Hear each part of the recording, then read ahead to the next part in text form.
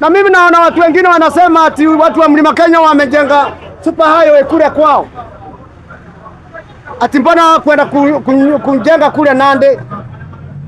Mbona kwenda kujenga kule Baruhiani? Kwani super highway inajengwa ovyo ovyo? Ikajengwa mahali ya ng'ombe pale.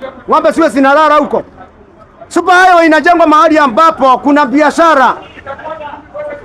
Mahali ambapo kuna magari mengi itakuwa inapitana. Wao peleke super highway Turukana. Utakuwa ni kiongozi aina gani? Hii mambo yote ndio tunaona Ruto na wacha nimwambie GNC imesema Ruto anaenda. Na GNC imesema itajenga hospitali. Wasanunua kiwanja tayari. Ruto akumbali asikumbali abomoe tuone. Kiwanja imenunuliwa na pesa watu wametoa na ile hospitali itajengwa ni kubwa sana hata kushinda Kenyatta National Hospital.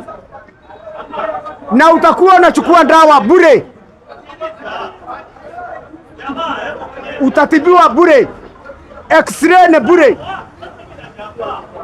Hizo vitu vyote vitakuwa hospitali imesaidika. Tuone hii SHA ya Ruto itatibu watu gani? Huyu si kiongozi, ni muongo.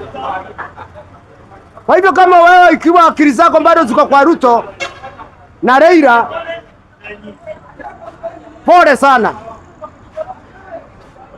Manake nafikiria kesho kutwa wewe utakuja kustuka.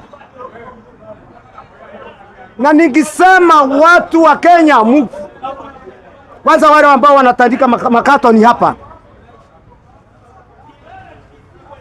waelewe kwamba 2027 waangalie ni mahali gani ambapo wanaweza kwenda. Si huku Ruto anakuambia utapewa nyumba, wewe unalala kwa makato ni hapa.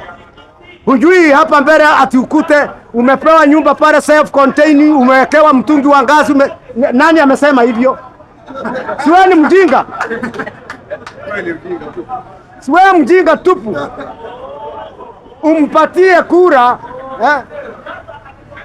hata Osoro ukipewa nyumba pale ikifika siku hiyo na kueleza 2027 Ruto akisaingia vitu vyote nje itakuwa inanyeshewa na mvua hapo. Unasema sijui Ruto ni ule. Unakimbia kwa Ruto anakuambia hii hata sijui mambo yako. Hata utamuona wapi? Kwa hivyo mimi ningiambia wa Kenya, manake mumepewa siku nzuri muandikishe. Na watu wa Mlima Kenya ndio wameongoza mpaka saa hii. Kwa nini siwe hapa Mombasa?